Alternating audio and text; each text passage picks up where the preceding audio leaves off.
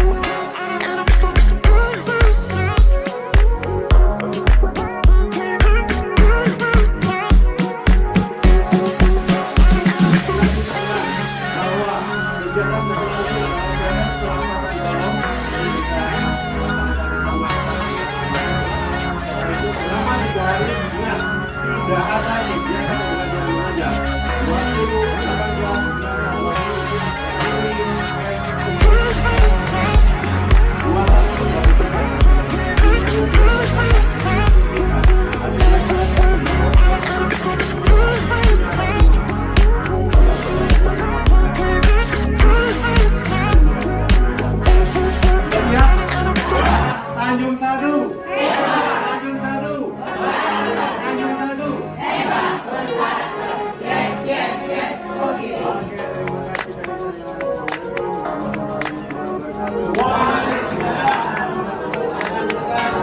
Baik, deretan Radar Madura TV, kembali lagi dengan program Lensa Pendidikan dari Jawa Pos Radar Madura TV.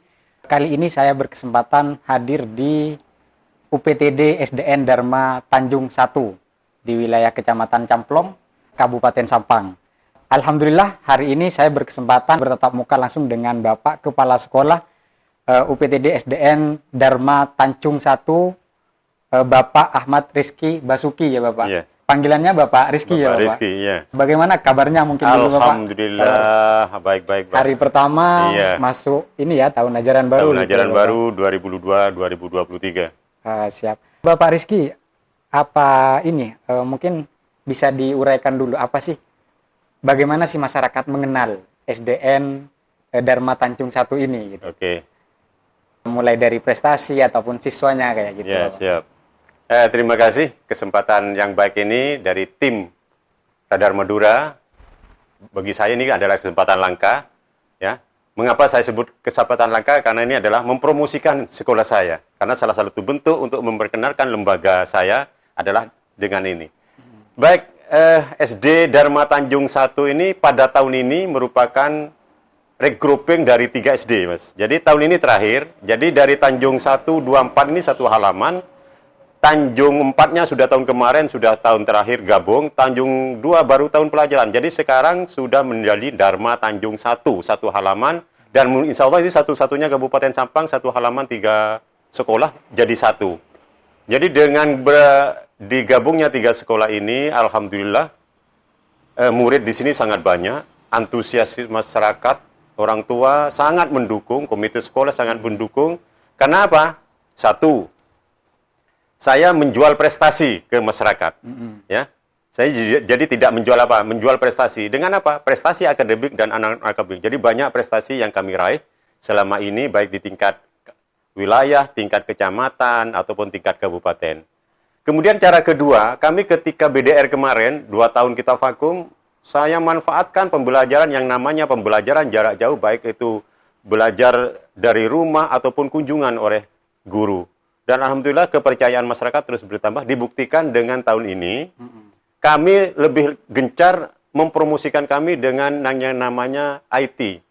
IT seperti apa? Kami sering kegiatan-kegiatan seperti PBDB, kegiatan penanaman pohon, kegiatan ekstra, itu kami buatkan segala macam video, kemudian saya sebar ke guru-guru kelas untuk disebarkan ke grup WA kelas. Jadi itu sangat ampuh. Buktinya, sekarang ini jumlah murid per hari ini yang daftar 52 siswa kelas 1. Insya Allah ke depan ini masih ada tambahan dari segi jumlah pendaftar. Jadi 52 orang. Dari prestasi, kami sudah ada program, Mas. Jadi program jangka pendek, jangka menengah, jangka panjang, salah satunya adalah pembinaan prestasi akademik dan non-akademik. Kalau non-akademiknya, insya Allah kalau yang namanya sepak bola ini setiap tahun sebelum vakum COVID kemarin, juara terus yang namanya sepak bola itu kalau SD sini, yang namanya Dharma Tanjung.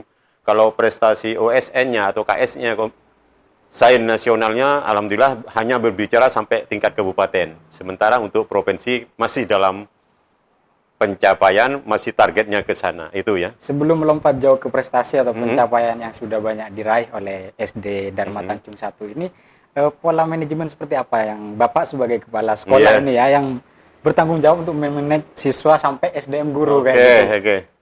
Pola tip-tip apa yang diterapkan? Iya, terima kasih. Itu sangat penting, Mas. Artinya yang pertama adalah transparansi ya, keterbukaan, terutama masalah dana. Itu yang saya. Kemudian dari 8 standar ini,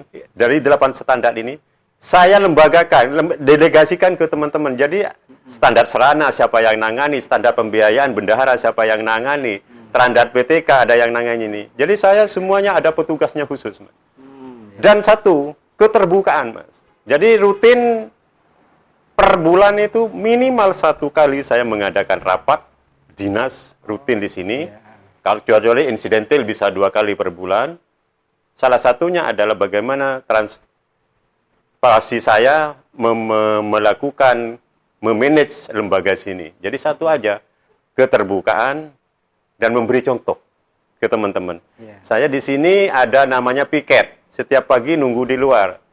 Ada secara tertulis sudah ada 4 orang untuk nyambut murid. Saya lebih pagi datang.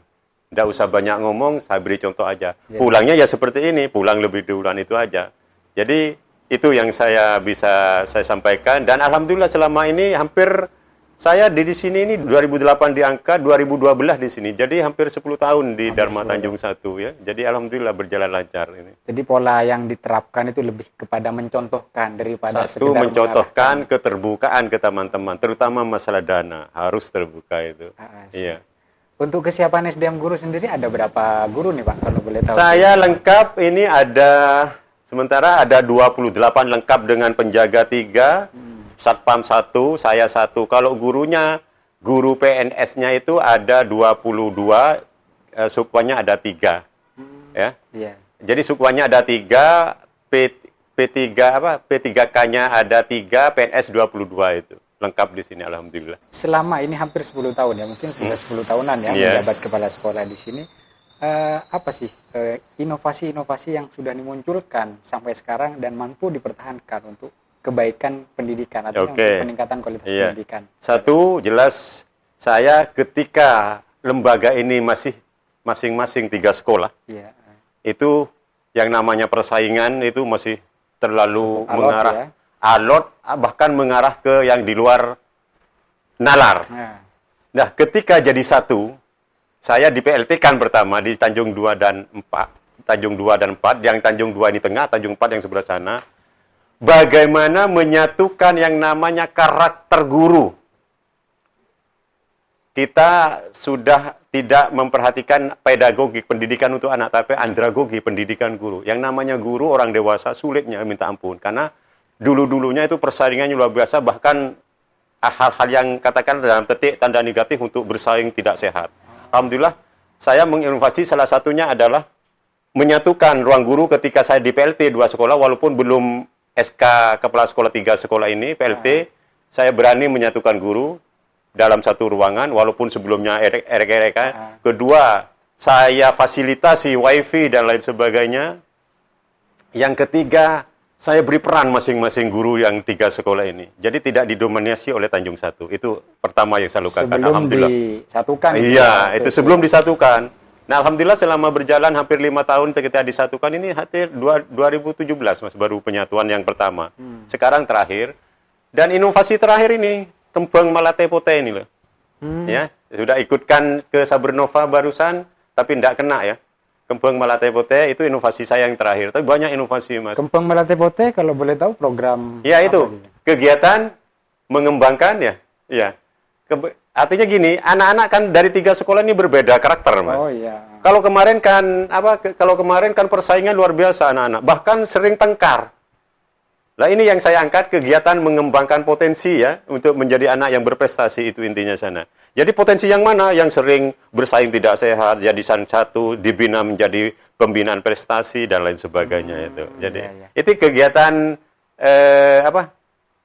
inovasi yang terbaru saya. Itu singkatan Kembang Malate Pote itu ya. Dari kepanjangan kegiatan mengembangkan dan mencetak akhlak terpuji. Ya, yang potensial dan terampil. Jadi gitu ya. mengapa akhlak terpuji? Karena memang kemarin yang namanya bully masih ada. Wong anak-anak sekarang luar biasa. Jadi tidak hanya siswa tapi juga bagaimana menggiring para guru yang Iya sama semua. Harus yang saya giring dulu gurunya. Kalau gurunya sudah jadi satu, insya Allah pembinaannya jadi. Tapi perannya saya bagi rata, Mas. Tidak didominasi oleh Tanjung Satu. Walaupun sebenarnya Tanjung Satu yang lebih menonjol dulunya. Cerita gitu. dulu sebelum digabungkan Iya, ini ya Bapak. Nah sekarang sudah jadi satu di bawah kendali Bapak Kepala Sekolah Pak Rizky ya Bapak. Bagaimana pola selain memang sudah ada panduan kalau sistem pendidikannya, mungkin ada kayak lebih kepada juga pengembangan soft skill, minat dan bakat siswa. Apa ada ruang-ruang khusus yang juga difasilitasi oleh sekolah kepada siswa? Gitu? Ya, kami sudah punya program, tapi untuk guru dulu. Untuk guru ini kami setiap tahun saya ikutkan yang namanya guru prestasi. Alhamdulillah, sebelum COVID ini off, ini kami tingkat kecamatan kena, tingkat kabupaten kena untuk gurunya prestasi. Dan mempromosikan insya Allah 5 guru di sini jadi kepala sekolah.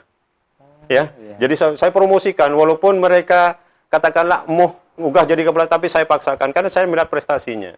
Kemudian dari segi murid, saya punya program pembinaan yang namanya KSN sekarang, kompetisi sains nasional yang namanya non-akademik olahraga seni. Itu punya program per hari Sabtu, saya itu punya program pembinaan KSN. Per hari Sabtu itu ada tim pembina khusus di sini, pembina khusus matematika, tim pembina khusus IPA. Jadi mulai dari kelas 3, anak yang kira-kira potensi itu sudah saya rekrut. 1 kelas itu 3 orang, atau 4 orang atau 5 saya rekrut terus saya bina-bina. Nanti ketika akan menghadapi ujian lebih intensitas pembinaan itu lebih tingkatkan gitu aja. Jadi memang terus dilakukan oleh saya nanti. Untuk yang misalnya sifatnya ekstrakurikuler kayak pramuka atau apa itu ada juga. Banyak sini kegiatan ya. Jelas pramuka ada mingguan. Ada yang namanya kegiatan Jumat Barokah ada di sini ya. Aduh, yang paling menonjol di Jumat Barokah sementara ya. Jadi setiap Jumat hasil dari sumbangan sukarela guru, siswa, orang tua atau sekitar warga sini saya kumpulkan di akhir bulan, terkumpul berapa, saya berikan beras yang 5 kiloan, saya nanti orang tua, jumpo, yatim piatu, saya masyarakat sejati dan Tanjung saya datangi semua. Itu juga melibatkan siswa, Bapak? Semuanya. Siswa yang besar saya ajak untuk membagikan. Tujuannya apa untuk juga mengedukasi anak? Iya, membidik anak untuk lebih yang namanya karakter kan yang sulit sekarang karakter. Kalau pengetahuan itu saya nomor 2 kan, Mas. Terus terang. Bisa dikejar gitu. Iya, kalau yang namanya karakter, peduli orang, sosialisasi, tingkat kepedulian orangnya biar tumbuh mulai dini anak-anak. Itu yang saya ajarkan. Kalau terus terang aja enggak apa-apa ini diliput. Kalau namanya pengetahuan, nilai itu nomor 2 bagi saya. Tetapi yang namanya karakter, sikap, akhlak, itu yang saya utamakan. Makanya kami punya mutu Tanjung Satu hebat berkarakter. Kalau Sampang kan hebat bermartabat. Kalau saya ambil di sana hebat berkarakter. Hebatnya apa? Hebat ya di dunia pengetahuannya, akademik dan non-akademik. Karakternya itu tadi saya bina. Jadi yang namanya disiplin, tingkat kedatangan, pemantauan ketika istirahat, sudah ada tim yang namanya siswa penggerak disiplin, SPD. Ada siswa khusus yang menjaga anak-anak tingkat disiplin, tidak pakai baju dalaman, bertengah cepat laporannya ke guru kelas masing-masing. Jadi ada moto SDN Dharma Tanjung, hebat, berkarakter. berkarakter, Iya, ada. berakhlak, menuju hebat, apa menuju Sampang hebat Nah, Meratama gitu itu ya. aja itu utama saya itu. Oke pemirsa, selain sudah banyak program dan pola pengasuhan dan pola pendidikan yang diterapkan di SDN Dharma Tanjung 1 ini, kalau kita mengintip ke belakang di sini sudah ada banyak trofi yang terpajang ini ya. Artinya sekolah di sini bukan kaleng-kaleng gitu ya Bapak, kalau katanya anak zaman sekarang. Benar. Sudah ada bukti nyata bahwa banyak prestasi yang diraih. Itu memang seperti itu atau ini memang sisa zaman dulu atau ini juga sudah memang hasil yang terbaru gitu Bapak? Bisa disampaikan? Silakan dilihat tahunnya ada semua. Iya. Bukan settingan. Iya. Ada tahunnya semua. Yang terbaru yang jelas saya prestasinya sebelum Covid itu aja. Selama Covid memang kami tidak fokus ke pembinaan itu karena saya ikut program pemerintah jaga jarak, distancing. Yang penting anak tetap belajar, prestasi keluar saya abaikan dulu. Terus terang aja. Tetapi ketika Covid sekarang mulai lagi, insya Allah akan. Silakan bisa dipantau tahun berapa terakhir silakan. Bukan settingan itu. Ada prestasi apa saja mungkin yang diingat gitu Bapak? Oke, ya jelas dari KSN, Iya, KSN. dari seni, Iya. menggambar, melukis, puisi, baca puisi, hadrah, ya lengkap. Semuanya lengkap. Silakan, ada lengkap semua, ada bacanya semua. Terakhir ada 2 ya, saya lupa. Yang paling timur paling besar itu adalah juara 3 perpustakaan, pengelolaan perpustakaan se-Kabupaten Sampang. Di sekolah ya, perusahaan sekolah gitu. Perpustakaan sekolah juara 3, juara 3 itu yang putih terakhir 2019. Jadi se-Kabupaten Sampang di sini perpustakaannya nomor 3. Ya itu artinya bukti nyata bahwa apa yang sudah diterapkan di sekolah ini, bagaimana mencetak SDM yang berkualitas kayak gitu ya, adik-adik siswa, dan hasilnya sudah kita bisa lihat ada segudang prestasi yang sudah berhasil diraih dengan berbagai bidang disiplin ilmu mungkin ya Bapak. Siap. Ini saja dari kami yang bisa kami sampaikan di kesempatan kali ini. Sekali lagi terima kasih waktunya kepada Bapak Ahmad Rizky Basuki selaku Kepala Sekolah UPTD SDN Dharma Tanjung 1 di wilayah Kecamatan Camplong. Baik, terima kasih. Assalamualaikum warahmatullahi wabarakatuh. Waalaikumsalam warahmatullahi wabarakatuh. Sudah siap? Siap. Tanjung 1. Tanjung 1.